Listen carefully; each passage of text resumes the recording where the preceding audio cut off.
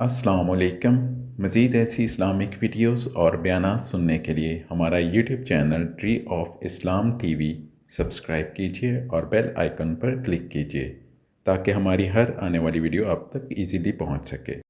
اگر کوئی شخص ساری زندگی کوئی ایک نفلی عبادت نہ کرے، فرائض اور واجبات پر اکتفا کرے، سنتوں پر اکتفا کرے اور ایک بھی نفلی نماز زندگی بھر نہ پڑھے، نہ کوئی نفلی صدقہ دے، لیکن واجبات اور فرائض ادا کرتا رہے، لیکن ساتھ ساتھ گناہ اس سے کبھی صادر نہ ہو، تو باوجود کہ اس نے نفلی نماز نہیں پڑھی، نوافل ادا نہیں کیے، اس کے باوجود انشاءاللہ سیدھا جنت میں جائے گا، کیونکہ گناہ نہیں ہوا اسے۔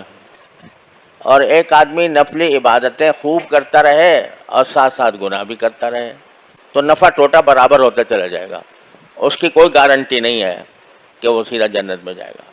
لہذا معلوم ہوا کہ گناہ سے احتراز، گناہوں سے بچنا، گناہوں کا اہتمام کرنا، گناہوں سے بچنے کا، یہ نوافل سے زیادہ ضروری ہے۔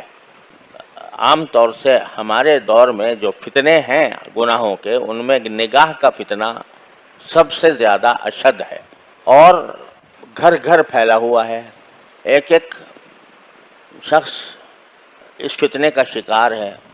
پہلے نگاہ کے غلط استعمال کرنے کے لیے کچھ کرنا پڑتا تھا، کہیں باہر جانا پڑتا تھا۔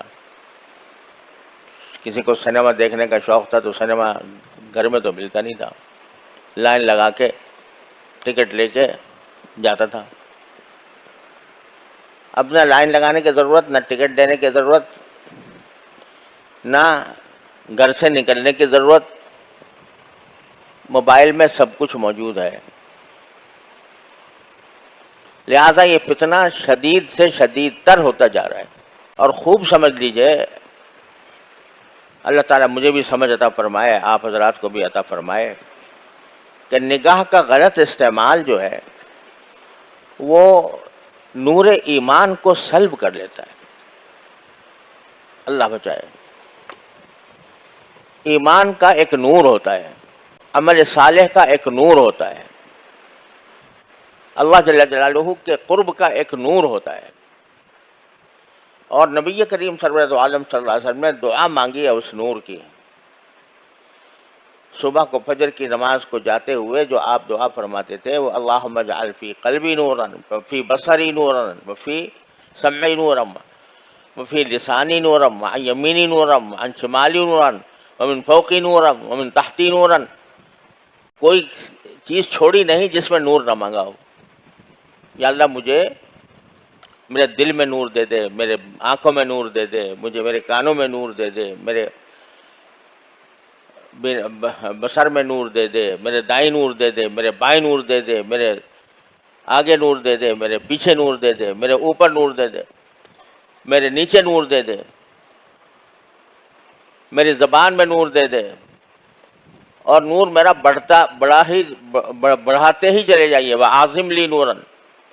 اور یہاں تک کہ یہ کہہ رہی ہے وَاجْعَلْنِي نُورًا، مجھے ہی نور بنا دیجیے۔ کیا ہے یہ نور مانگ رہے ہیں نبی کریم صلی اللہ علیہ وسلم۔ یہ کاہے کا نور؟ ایمان کا نور، تصدیق کا نور، قرب الہی کا نور، تعلق مع اللہ کا نور۔ یہ نور ایمان کے اندر، ہر صاحب ایمان کے اندر ہونا چاہیے۔ اس لیے صبح صبح رسول کریم صلی اللہ علیہ وسلم یہ دعا مانگتے ہیں کہ مجھے دے دیجیے۔ اب یہ نور جو ہے نا، یہ تو گناہ کے ساتھ جمع نہیں ہوتا۔ گناہ بھی کرتا رہے آدمی اور نور بھی ملتا رہے ایمان کا، یہ مشکل ہے۔ حضرت امام شافعی کا کہ شعر مشہور ہے کہ کسی شاگرد نے کسی استاد سے کہا، خود امام شافعی نے اپنے استاد بکی ابن جراح رحمۃ اللہ علیہ سے، امام شافعی کے استاد ہیں بکی ابن جراح، اور وہ امام ابو حنیفہ کے شاگرد ہیں،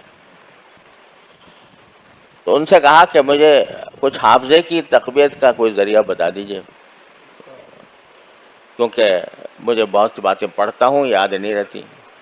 تو کہتے ہیں خود امام شافعی شعر میں کہ شکوت الی بکیع سوء حفظی فأوصانی الی ترک المعاصی.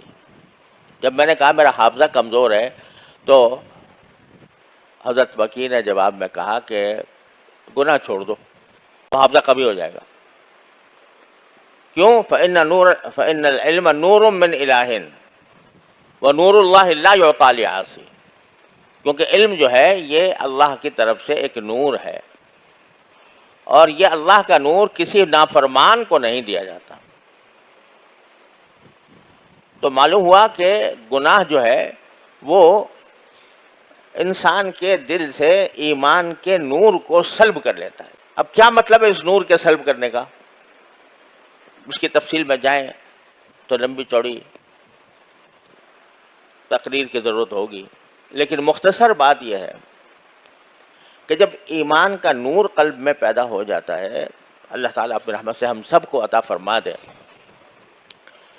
تو پھر انسان جو ہے وہ اس کا خود طبعی میلان وہ طاعات کی طرف ہوتا ہے، عبادات کی طرف ہوتا ہے، اللہ تعالیٰ کے احکام کی تعمیل کی طرف ہوتا ہے، اور گناہوں کی طرف جو رغبت ہے وہ کم ہوتی چلی جاتی ہے. جتنا جتنا ایمان کا نور بڑھے گا اتنا ہی گناہوں سے نفرت پیدا ہوتی جا رہی ہے. شروع میں آدمی بتکلف نگاہ گناہ چھوڑتا ہے، دل چاہ رہا ہے، دل مچل رہا ہے، دل کی خواہش ہے، تقاضا ہے کہ یہ گناہ کر لوں، لیکن پھر وہ زبردستی اپنے اوپر زبردستی کر کے اور اپنے نفس کے خواہش کو کچل کر بچ جاتا ہے. تو جو اپنی خواہشوں کو کچل کر بچتا رہے گا اتنا ہی ایمان کا نور بڑھتا رہے گا. پھر ایک مرحلہ ایسا آ جائے گا کہ گناہوں سے نفرت ہی ہو جائے گی. یہ مانگ رہے ہیں سرکار دو عالم کہ یا اللہ مجھے یہ نور عطا فرما دے. اب وہ ان کو سرکار دو عالم صلی اللہ علیہ وسلم تو بذات خود نور تھے. لقد جاءکم من اللہ نور وکتاب مبین، سراپا نور ہی نور تھے.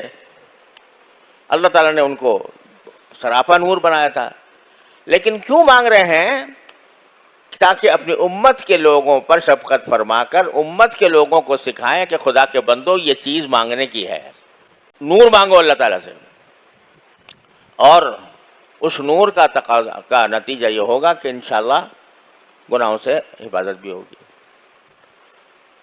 گناہوں کی گناہوں سے بچنے سے نور پیدا ہوتا ہے، اور جب نور پیدا ہوتا ہے تو آپ مزید گناہوں سے بچنے کی ہمت پیدا ہوتی ہے. مزید ہمت ہوتی ہے تو مزید نور آتا ہے. یہ ایک تسلسل ہے جو بندے کو ساری زندگی جس کو حاصل کرنے کی فکر کرنی چاہیے. تو میں عرض یہ کر رہا تھا کہ نگاہ کے غلط استعمال سے کیا ہوتا ہے کہ یہ نور ایمان جو اللہ تبارک و تعالیٰ نے عطا فرمایا بندے کو، اس سے محرومی ہو جاتی. یہ آنکھ کا نور ہے نا جس سے دیکھ رہے ہو، یہ آنکھ ہی کا تو نور ہے نا.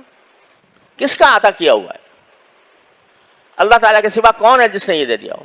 مفت دے دیا، بے مانگے دے دیا، کوئی قیمت وصول نہیں کی. ساری زندگی تم اس کو استعمال کر رہے ہو، اور اتنی نازک مشین دے دی ہے کہ اس کے کل پرزوں کا اور اس کے رگ پٹھوں کا کسی کو پتہ نہیں ہے. ایک ہمارے دوست ہیں جو اللہ تعالیٰ ان کو شفائے کامل عطا فرمائے، وہ آج کل بیمار ہیں، آنکھوں کے امراض کے اسپیشلسٹ ہیں. انہوں نے مجھے بتایا کہ صرف آنکھ کے اندر 11 قسم کے اسپیشلائزیشن ہیں.